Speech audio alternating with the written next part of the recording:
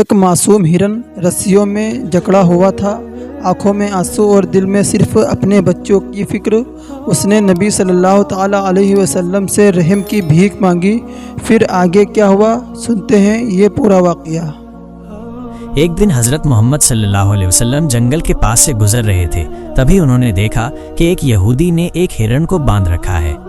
جیسے ہی اس ہرن کی نظر نبی پاک صلی اللہ علیہ وسلم پر پڑی، وہ روتے ہوئے بول پڑا، یا رسول اللہ، یا حبیب اللہ، آج صبح میں اپنے بچوں کو چھوڑ کر کھانے کی تلاش میں نکلا تھا، اسی دوران یہودی آیا اور مجھے پکڑ کر باندھ دیا۔ صبح سے اب تک میں یوں ہی قید ہوں، یا رسول اللہ صلی اللہ علیہ وسلم، میرے چھوٹے چھوٹے بچے ہیں، صبح سے میں نے انہیں دودھ نہیں پلایا، وہ مجھے نہ پا کر پریشان ہو گئے ہوں گے، شاید ان کا گلا دودھ نہ ملنے کی وجہ سے سوکھ گیا ہوگا۔ یا رسول اللہ صلی اللہ علیہ وسلم، میری آپ سے التجا ہے کہ آپ میری مدد کریں، مجھے میرے بچوں سے ملنے اور انہیں دودھ پلانے کی اجازت دلا دیں۔ ہرن کی درد بھری گزارش سن کر حضرت محمد صلی اللہ علیہ وسلم کی آنکھوں سے آنسو چھلک پڑے۔ آپ نے اس یہودی سے فرمایا، اے یہودی، تم نے اس معصوم ہرن کو کیوں باندھ رکھا ہے؟ یہودی نے جواب دیا، میں نے اس کا شکار کیا ہے، جنگل کے جانوروں کا شکار کرنا جائز ہے، اس لیے اسے باندھا ہے۔ نبی اکرم صلی اللہ علیہ وسلم نے فرمایا، کیا تم نہیں دیکھ رہے کہ یہ ایک ماں ہے، اس کے تھن دودھ سے بھرے ہوئے ہیں، یہ اپنے بچوں کو دودھ نہ پلا پانے کی وجہ سے پریشان ہے، اسے چھوڑ دو تاکہ یہ اپنے بچوں کو دیکھ سکے اور انہیں دودھ پلا سکے۔ یہودی نے کہا، میں نے اسے بڑی محنت سے پکڑا ہے، اب تمہاری بات مان کر اسے کیوں چھوڑ دوں؟ حضرت محمد صلی اللہ علیہ وسلم نے نرمی سے سمجھاتے ہوئے فرمایا، اس ماں ہرن کو ایک بار اپنے بچوں کے پاس جانے دو، وہ انہیں دودھ پلا کر اور مل کر واپس تمہارے پاس لوٹ آئے گی۔ یہودی نے تن سے کہا، بندھا ہوا جانور آج تک واپس آیا ہے کیا؟ ایسی کوئی مثال ہے؟ اگر میں اسے چھوڑ دوں تو یہ کبھی نہیں لوٹے گا۔ جب نبی پاک صلی اللہ علیہ وسلم نے دیکھا کہ یہودی کسی بھی طرح سے ہرن کو چھوڑنے کے لیے تیار نہیں ہے، تو آپ نے فرمایا، اے یہودی، اس ہرن کو آزاد کر دو، اس کے بدلے تم مجھے باندھ لو، اگر یہ واپس نہ لوٹے تو تم مجھے عمر بھر قید میں رکھ سکتے ہو۔ یہودی نے کہا، ٹھیک ہے، ایک شرط پر میں اسے چھوڑ رہا ہوں، اگر یہ واپس نہ آئے تو میں تمہیں عمر بھر کے لیے قید کر لوں گا۔ آخر کار یہودی نے ہرن کو چھوڑ دیا اور حضرت محمد صلی اللہ علیہ وسلم کو باندھ دیا۔ آزاد ہوتے ہی ہرن تیزی سے جنگل کی طرف بھاگ گیا۔ یہودی دل ہی دل میں ہنستے ہوئے سوچنے لگا، ہرن اب کبھی لوٹ کر نہیں آئے گا، اس آدمی کو میں ہمیشہ کے لیے قید میں رکھوں گا، اس سے بڑا بیوقوف میں نے پوری دنیا میں نہیں دیکھا۔ ایک جنگل کے جانور کے لیے اس نے اپنی زندگی داؤں پر لگا دی۔ ہرن تیزی سے اپنے بچوں کے پاس پہنچا۔ بچوں نے اسے دیکھ کر حیرانی سے پوچھا، اماں، آپ صبح سے کہاں تھیں؟ ہم آپ کا انتظار کرتے کرتے تھک گئے، بنا دودھ کے ہمارا گلا سوکھ گیا ہے، کیا ہو گیا ہے کہ آپ ہمیں چھوڑ کر چلی گئی تھیں؟ ماں ہرن نے بچوں کو سمجھاتے ہوئے کہا، میرے پیارے بچوں، آج صبح جب میں تمہارے لیے کھانے کی تلاش میں نکلی تھی تو ایک یہودی نے مجھے پکڑ لیا، وہ مجھے باندھ کر لے گیا، پھر اللہ کے پیارے نبی صلی اللہ علیہ وسلم اس راستے سے گزرے، میں نے ان سے تمہاری حالت کے بارے میں کہا اور ان سے مدد کی گہار لگائی۔ ہرن نے آگے کہا، نبی کریم صلی اللہ علیہ وسلم نے میری مدد کرنے کے لیے خود کو اس یہودی کے پاس گروی رکھ دیا تاکہ میں تم سے آخری بار مل سکوں۔ اب مجھے واپس لوٹ کر جانا ہوگا کیونکہ میں نے وعدہ کیا ہے کہ میں ضرور لوٹوں گی۔ ماں ہرن نے اپنے بچوں سے کہا، میرے پیارے بچوں، وہ نرم دل یہودی اللہ کے پیارے نبی صلی اللہ علیہ وسلم کو باندھ کر رکھے ہوئے ہے، اسی لیے تم جلدی سے میرا دودھ پی لو، مجھے واپس جانا ہوگا، میں اپنے نبی کو تکلیف میں نہیں چھوڑ سکتی۔ جب ہرن کے بچوں نے یہ سنا کہ ان کی ماں نبی کریم صلی اللہ علیہ وسلم کو یہودی کے پاس گروی رکھ کر صرف ان سے ملنے اور دودھ پلانے آئی ہے تو وہ روتے ہوئے بولے، اماں، آپ کیسے سوچ سکتی ہیں کہ ہم اس نبی کے رہتے ہوئے آپ کا دودھ پئیں گے جنہیں یہودی نے قید کر رکھا ہے؟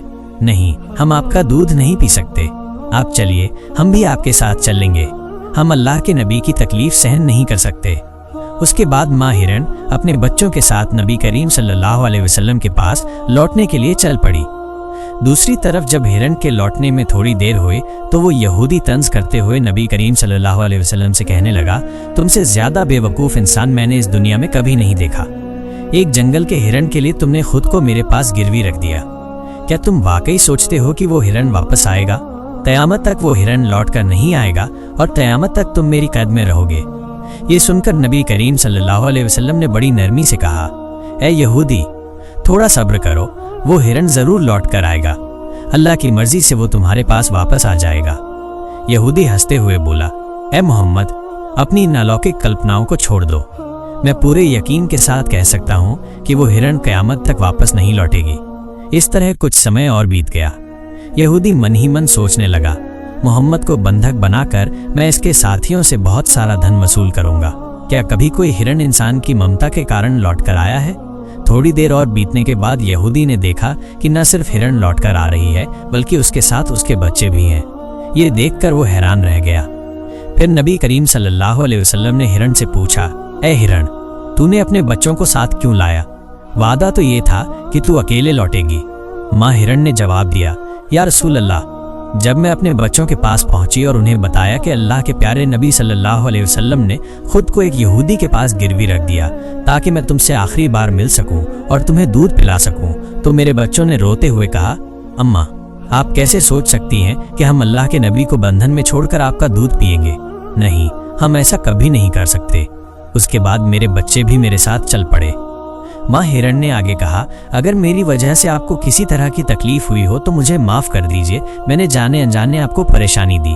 फिर नबी करीम सल्लल्लाहु अलैहि वसल्लम ने यहूदी की तरफ देखा और फरमाया, ए यहूदी, देखो तुम्हारा हिरण लौट आया है। वो अकेला नहीं आया बल्कि अपने बच्चों को भी साथ लेकर आया है। अब तुम इनका जो चाहो इस्तेमाल कर सकते हो। और एक बात याद रखो, मैं केवल इंसानों का नबी नहीं हूँ, मैं जंगल के जानवरों, परिंदों और पूरी कायनात का नबी हूँ। ये बात कहकर जब नबी करीम सल्लल्लाहु अलैहि वसल्लम जाने लगे तो वो यहूदी पीछे से पुकारते हुए बोला, या रसूल अल्लाह, या हबीब अल्लाह, वो हिरण जो आपकी ममता में वापस लौट आया, मैं समझ गया कि आप अल्लाह के सच्चे नबी हैं। या रसूल अल्लाह, मुझे अपने हाथों से कलमा पढ़ाकर मुसलमान बना दीजिए। मुझे अब उस हिरण की कोई ज़रूरत नहीं है, मैं उसे आपको सौंपता हूँ और आपकी सेवा में अपनी ज़िंदगी गुजारना चाहता हूँ। इसके बाद वो यहूदी नबी करीम सल्लल्लाहु अलैहि वसल्लम के हाथों पर कलमा पढ़कर मुसलमान हो गया। सुभान अल्लाह। एक और वाक़या, एक दिन नबी करीम सल्लल्लाहु अलैहि वसल्लम अपने सहाबा के साथ एक मजलिस में तशरीफ फरमा थे। उसी वक्त एक गरीब बदू देहाती वहां आया। उसके हाथ में एक गोह गिरगिट घसाप था जिसे उसने पकड़ा हुआ था। उसने सहाबा की तरफ इशारा करते हुए पूछा, ये शख्स कौन है? सहाबा ने जवाब दिया, ये अल्लाह के रसूल हैं, ये तमाम जहान के लिए नबी हैं। बदू ने कहा, मैं लात और उज़्ज़ा की कसम खाकर कहता हूँ कि मैं इन्हें नबी नहीं मानता, लेकिन अगर मेरे हाथ में जो गोह है, अगर ये गिरगिट आपकी नबूवत की गवाही दे दे तो मैं आपको नबी मान लूंगा। उस बदुईन ने नबी करीम सल्लल्लाहु अलैहि वसल्लम की तरफ देखते हुए कहा, ए मोहम्मद, जब तक ये गिरगिट आपकी नबूवत को नहीं मानेगा मैं भी आपको नबी नहीं मानूंगा। नबी करीम सल्लल्लाहु अलैहि वसल्लम ने मुस्कुराकर उस बदुईन से फरमाया, ए बदुईन, सच्ची बात बताओ, अगर ये गिरगिट तुम्हारी बात मानकर मेरी नबूवत की गवाही दे दे तो क्या तुम यकीनन मुझ पर ईमान लाओगे? बदुईन ने जवाब दिया, अगर ये वाकई हुआ तो मैं निसंदेह आपको नबी मान लूंगा और आप पर ईमान ले आऊंगा। तब अल्लाह के रसूल सल्लल्लाहु अलैहि वसल्लम ने फरमाया, तो फिर तुम इस गिरगिट को छोड़ दो। बदुईन ने हुक्म के मुताबिक गिरगिट को छोड़ दिया। फिर नबी करीम सल्लल्लाहु अलैहि वसल्लम ने गिरगिट को पुकारा, ऐ गिरगिट, हमारे पास आ और जवाब दे। जैसे ही नबी करीम ने गिरगिट को पुकारा, वो गिरगिट सबकी समझ में आने वाली शुद्ध अरबी ज़बान में बोलने लगा, लब्बैक या रसूल अल्लाह, मैं आपकी सेवा में हाजिर हूँ और आपकी मदद के लिए उपस्थित हूँ। सभी लोग ये सुनकर दंग रह गए और जान गए कि ये अल्लाह का करिश्मा और चमत्कार है। फिर नबी करीम सल्लल्लाहु अलैहि वसल्लम ने उससे पूछा, जिसने जन्नत में रहमत और जहन्नम में अजाब बनाया है, बता वो कौन है? गिरगिट ने जवाब दिया, वो अल्लाह है। फिर नबी करीम सल्लल्लाहु अलैहि वसल्लम ने पूछा, ऐ गिरगिट, मैं कौन हूँ? गिरगिट ने कहा, आप अल्लाह के रसूल हैं। जो भी आपकी नबूवत को स्वीकार करेगा वो सफल होगा और जो आपको झुठलाएगा वो नाकाम रहेगा। फिर नबी करीम सल्लल्लाहु अलैहि वसल्लम ने उस गरीब बदुईन की तरफ देखा और फरमाया, अब क्या तुम्हारे दिल में मेरी नबूवत के बारे में कोई संदेह बाकी है? बदुईन ने कहा, या रसूल अल्लाह, या हबीब अल्लाह, जिस गिरगिट ने आपकी नबूवत की गवाही दी है उसके बाद शक करना मेरी औकात में नहीं है। ऐ अल्लाह के रसूल, मुझे मुसलमान बना दीजिए और मुझे आपकी सेवा का मौका दीजिए। उसके बाद वो बेजुबान बदुईन नबी करीम सल्लल्लाहु अलैहि वसल्लम के हाथों में हाथ देकर कलमा पढ़कर मुसलमान हो गया।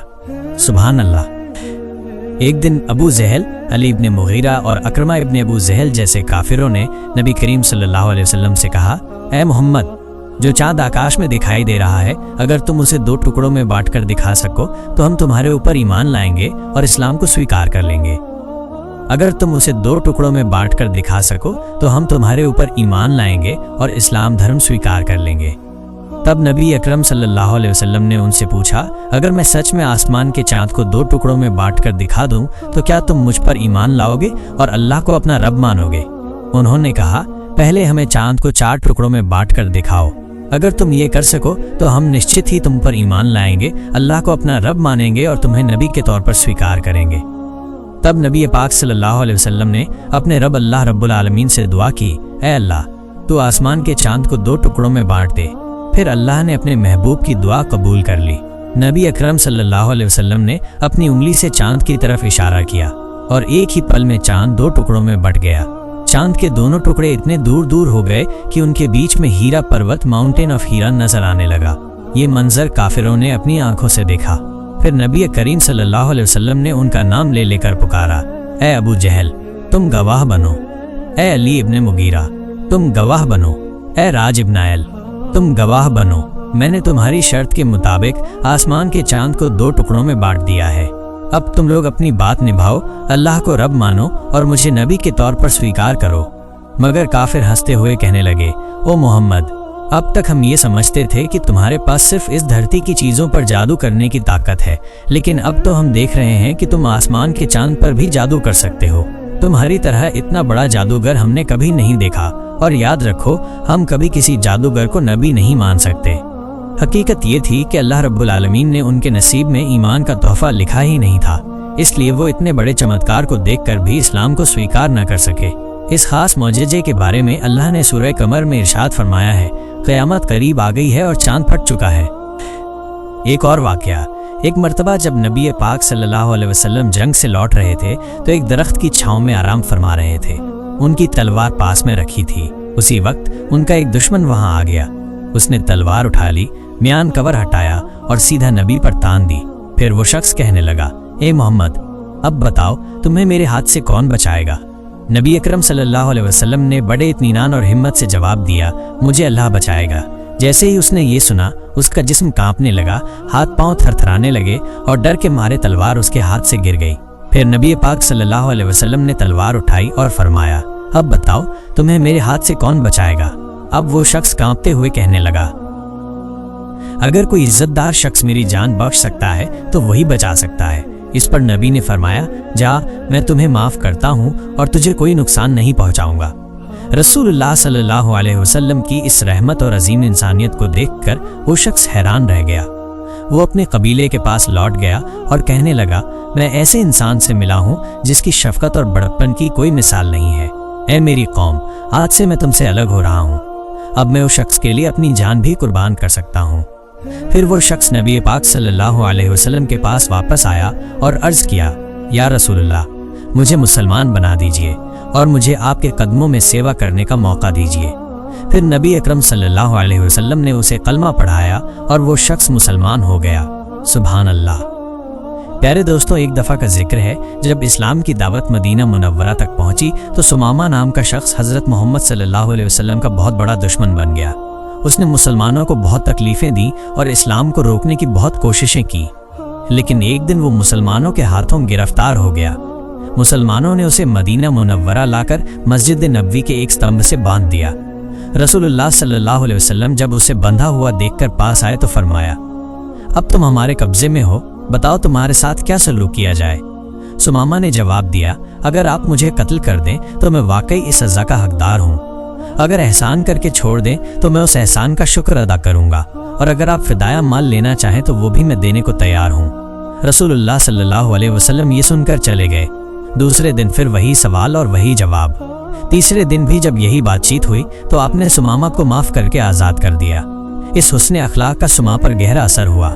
وہ مدینہ کے ایک باغ میں گیا، نہایا اور پھر واپس مسجد میں آیا۔ اس وقت رسول اللہ صلی اللہ علیہ وسلم مسجد میں تشریف فرما تھے۔ سما نے آ کر کہا، اے محمد صلی اللہ علیہ وسلم، اب آپ کی ذات، آپ کا دین اور آپ کا شہر مجھے اس پوری دنیا میں سب سے زیادہ عزیز ہے۔ پھر اس نے کلمہ شہادت پڑھا اور اسلام قبول کر لیا۔ تو اس نے کہا، یا رسول اللہ، میں عمرہ ادا کرنے جا رہا تھا، لیکن آپ کے صحابیوں نے مجھے راستے میں گرفتار کر لیا۔ रसूल अल्लाह सल्लल्लाहु अलैहि वसल्लम ने उन्हें उम्रा करने की इजाज़त दी। जब सुमामा मक्का पहुंचे तो कुफार मक्का कहने लगे, सुमामा हो गया। सुमामा ने कहा, नहीं, मैं बेदीन नहीं हुआ, बल्कि मैंने इस्लाम कबूल कर लिया है। अब याद रखो, जब तक रसूलुल्लाह सल्लल्लाहु अलैहि वसल्लम इजाज़त नहीं देंगे, यमामा से मक्का को अनाज का एक दाना भी नहीं मिलेगा। सुमा यमामा के रहने वाले थे और मक्का वालों का गुजारा उसी अनाज पर था। जब उन्होंने यमामा से अनाज रुकवा दिया तो मक्का वालों को बहुत मुश्किलें होने लगी।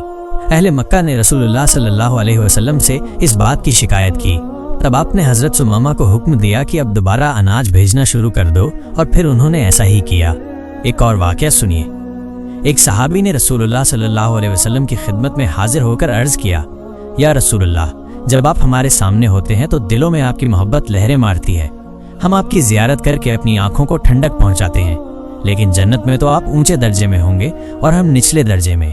अगर वहाँ आपकी ज़ियारत ना हो सकी तो हमें जन्नत का क्या लुत्फ़ मिलेगा। इसी वक्त जिब्रील अलैहिस्सलाम हाजिर हुए और खुशखबरी दी। रसूलुल्लाह सल्लल्लाहु अलैहि वसल्लम ने उस सहाबी को बुलाया और फरमाया, आदमी उसी के साथ होगा जिससे वो मोहब्बत करता है। सहाबा किराम कहते हैं, ईमान लाने के बाद हमें किसी और बात से उतनी खुशी नहीं हुई जितनी इस हदीस से हुई, क्योंकि अब हमें यकीन हो गया कि आखिरत में हमें हज़रत मोहम्मद सल्लल्लाहु अलैहि वसल्लम का साथ मिलेगा।